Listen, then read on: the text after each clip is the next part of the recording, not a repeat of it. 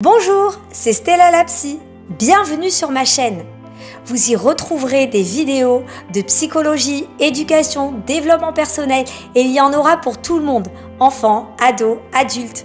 Je vous invite à liker et à vous abonner pour recevoir les prochaines vidéos.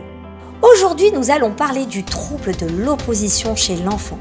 Votre enfant ne vous écoute pas, il n'accepte ni les règles ni l'autorité. Il conteste automatiquement et se met dans des colères excessives lorsque vous lui refusez quelque chose. Cette vidéo vous parle? Écoutez jusqu'au bout, je vais tout vous expliquer. Attention, le trouble de l'opposition ne caractérise pas seulement un enfant qui de temps en temps insiste pour obtenir ce qu'il veut ou se met en colère lorsque vous lui dites non. L'enfant opposant, c'est le champion du monde de l'opposition.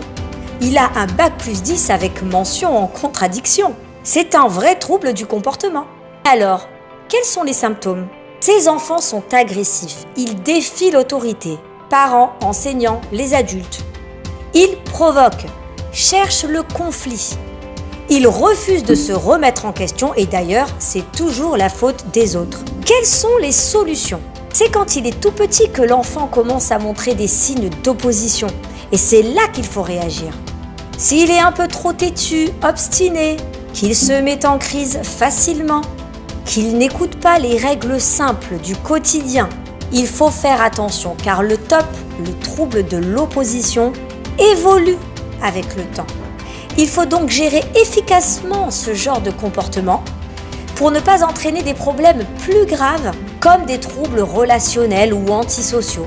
Crier, menacer, insulter, frapper l'enfant ne fait qu'aggraver la situation. Vous allez renforcer son trouble de l'opposition. Au contraire, il faut faire du renforcement positif. Mettre en place des routines qui vont sécuriser et cadrer l'enfant. Accepter que l'enfant a le droit d'être en colère, qu'il a le droit de ne pas être d'accord et qu'il a même le droit de pleurer. Être cohérent.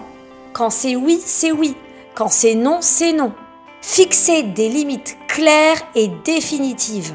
Et n'oubliez pas, le plus grand secret, c'est la bienveillance.